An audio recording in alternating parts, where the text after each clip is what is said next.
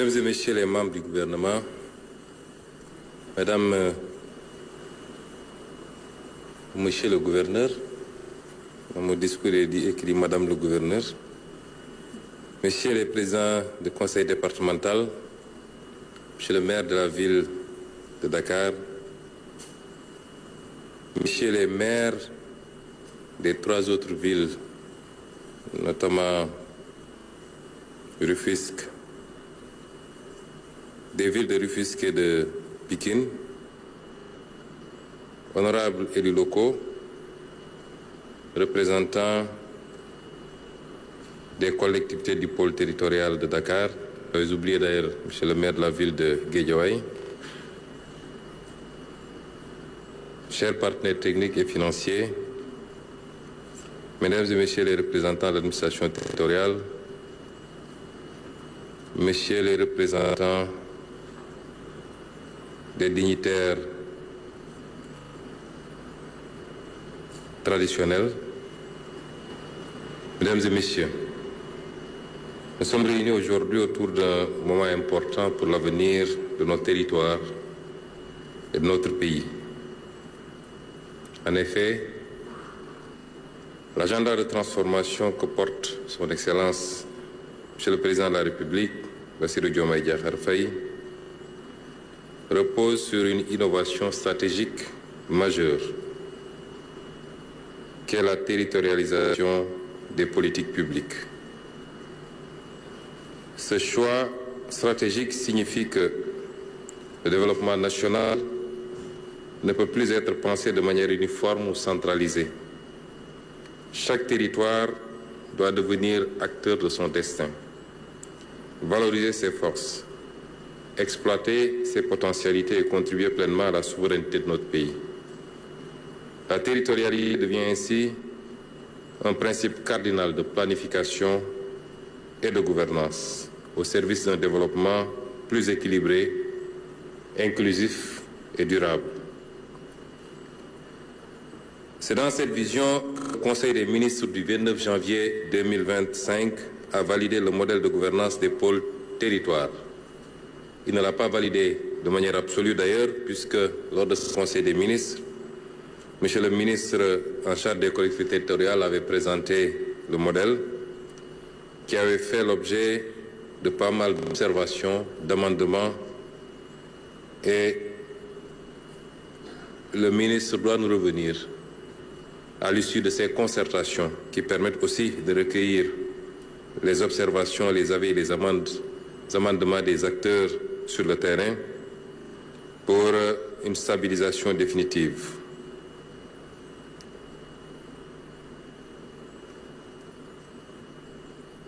C'est donc dans cette vision que le Conseil des ministres du 29 janvier 2025 a entendu organiser reprendre la nouvelle organisation territoriale autour des pôles, chacun doté d'une structure qui pourra prendre l'appellation d'établissement public territorial ou de toute autre appellation que nous jugerons utile, et doté d'un organe sous forme de conseil certainement, qui permettra d'assurer le pilotage. Cette décision du Conseil des ministres donc ouvre la voie à une gouvernance locale forte et résolument tournée vers l'avenir.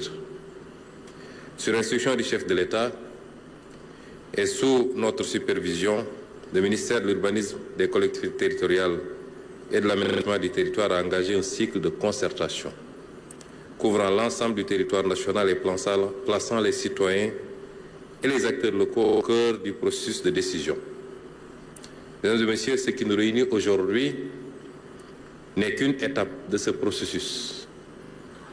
Et le ministère a voulu démarrer par les 7 autres pôles et de terminer par le pôle Dakarou pour ce qu'il représente.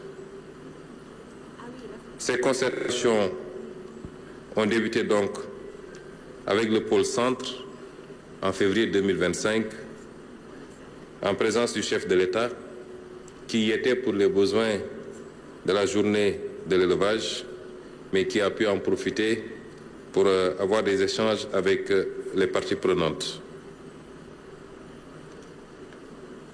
Et ceci pour définir les axes d'un développement autonome, durable et résolument tourné vers l'avenir. Elles se sont poursuivies au mois de mars 2025 dans les pôles de Thiès, ensuite le pôle Diourbel-Louga, rassemblant élus locaux, acteurs économiques, sociétés civiles et citoyens autour des priorités stratégiques de ces deux pôles. Le pôle Est a acquis les concertations en avril 2025, tandis que le pôle Sud et les pôles Sud et Sud-Est se sont tenus courant mai 2025, confirmant l'ancrage territorial de cette démarche. Enfin, le pôle Nord a été consulté quasiment à 2 reprises à Saint-Louis en juin 2025 et à Podor en août 2025. Vous observerez que nous nous sommes abstenus pour le moment de donner des dénominations aux pôles, puisque c'est un travail qui doit allier la prise en compte des spécificités économiques, mais également socioculturelles, et les concertations nous permettront de les déterminer. Ces ateliers qui ont réuni une large diversité d'acteurs, les élus locaux, comme je l'ai dit tantôt, les chefs de village, les délégués de quartier, les représentants des associations et la société civile, les acteurs économiques et les entrepreneurs, les citoyens engagés, les jeunes leaders, les femmes porteuses de projets, les techniciens, les experts et représentants de l'administration territoriale ont permis, avec cette diversité, de garantir que les décisions prises soient réellement co-construites, pertinentes et légitimes, tout en reflétant fidèlement les aspirations, les besoins et le potentiel de chaque territoire et en renforçant l'appropriation locale des politiques publiques. Aujourd'hui donc, nous sommes au bout de ce processus avec ces concertations que nous ouvrons autour du pôle territoire Dakar, auquel revient l'honneur de clore ce cycle de concertation. Dakar est la capitale, le moteur économique et le carrefour international du Sénégal. Son développement exige vision, ambition et engagement collectif, car il impacte la dynamique de l'ensemble des autres pôles. Mesdames et messieurs, pour ce que j'ai développé tout à l'heure, vous remarquerez que nous avons 8 pôles. Et notre option, c'est d'arrêter de penser les autres pôles à partir de Dakar. Depuis 1960 jusqu'à présent, les pôles que nous venons de définir et le Sénégal de manière générale a été pensé à partir de Dakar, autour de Dakar, et j'allais dire peut-être même pour Dakar. Mais ça a été mal pensé et Dakar a été la première à en souffrir en réalité. Il faut sortir de cette logique. Nous avons 8 pôles, dont 5 pôles frontaliers. 5 de ces 8 pôles sont des pôles frontaliers. 5 autres de ces pôles sont des pôles côtiers. Et 3 de ces pôles côtiers sont également des pôles frontaliers, notamment le pôle sud, le pôle nord, notamment le pôle de Saint-Louis, qui sont en même temps des pôles frontaliers. Donc, nous devons aujourd'hui structurer la réflexion. Pour les pôles frontaliers, il faut qu'on les pense, qu'on les repense dans la perspective de jouer un rôle tampon avec les économies voisines.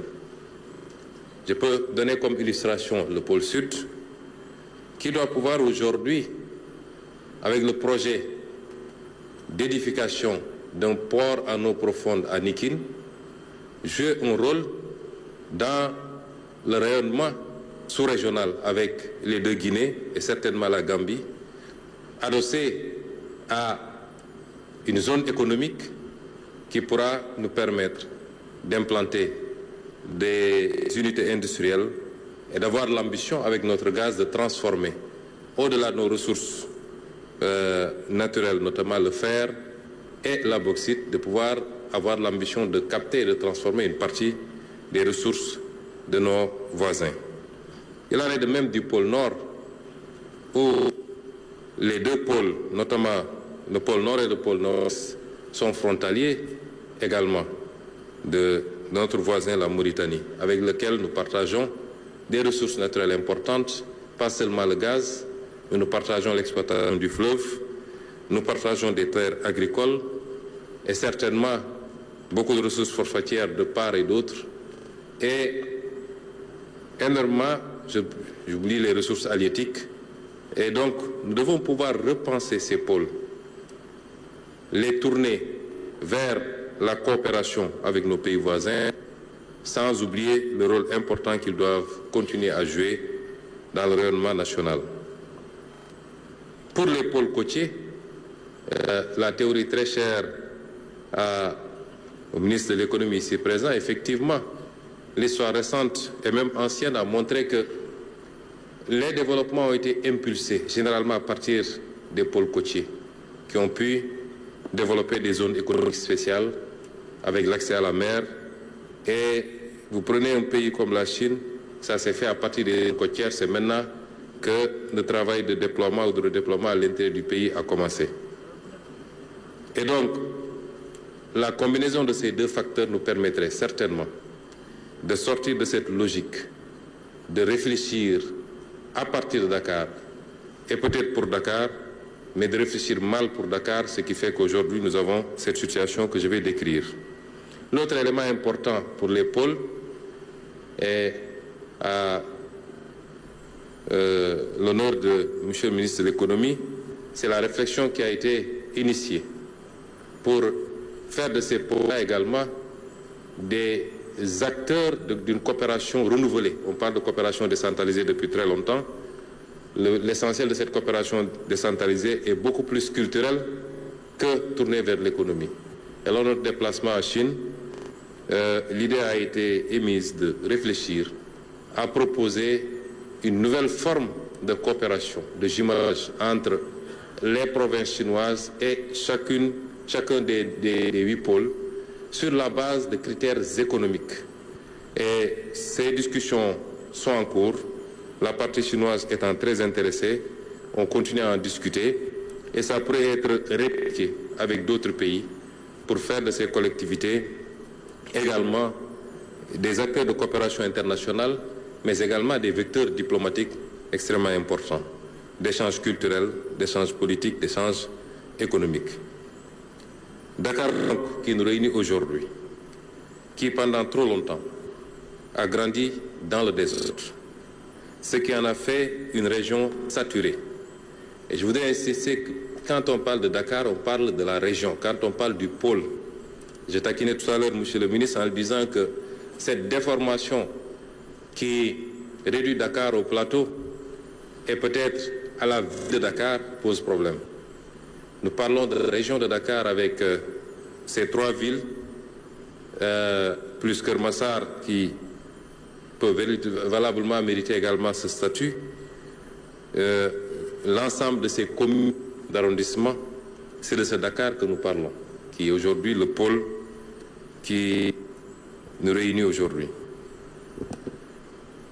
Donc, l'agrandissement ou le développement de Dakar dans le désordre en a fait une région saturée, congestionnée, fragmentée.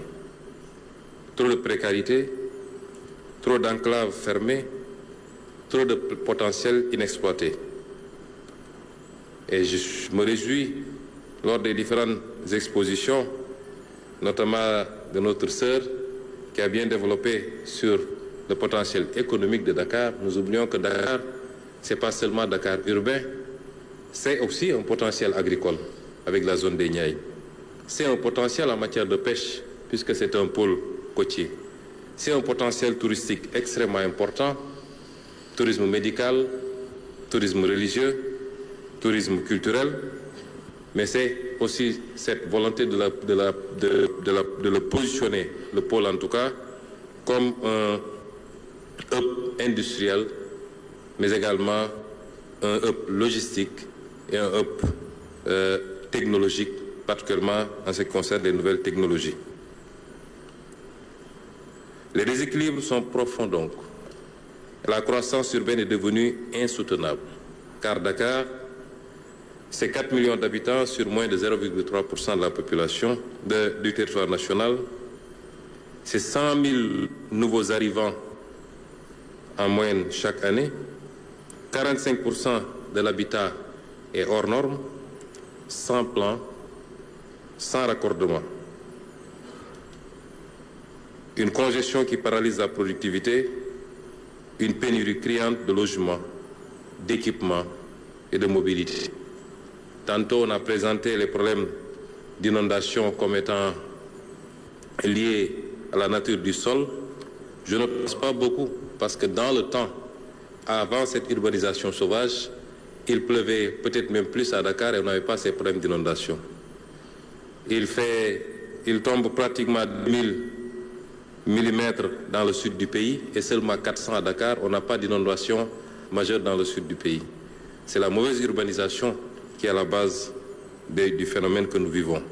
Et tout à l'heure, lors de l'exposé, il nous a été présenté ce qui se faisait du temps de la colonisation, avec les éléments illustratifs, les images notamment, et on gérait d'abord les questions d'assainissement, les questions de voirie, avant d'admettre les constructions. Ce qui n'est plus le cas, malheureusement, avec les quartiers sauvages, et même de plus en plus avec le phénomène des lotissements administratifs, où on laisse l'urbanisme, les impôts et domaines, le cadastre, piloter des lotissements, et chacun se débrouille après pour voir comment amener l'eau, comment faire l'assainissement, comment amener le courant. Et c'est pourquoi le président de la République a pris la décision ferme de mettre un terme à ce genre de pratiques. Et peut-être ça va commencer certainement sur son instruction avec Thiès Ville Nouvelle, où l'État se donnera les moyens, en collaboration avec les opérateurs privés, de gérer tous les aménagements en amont avant de passer aux constructions.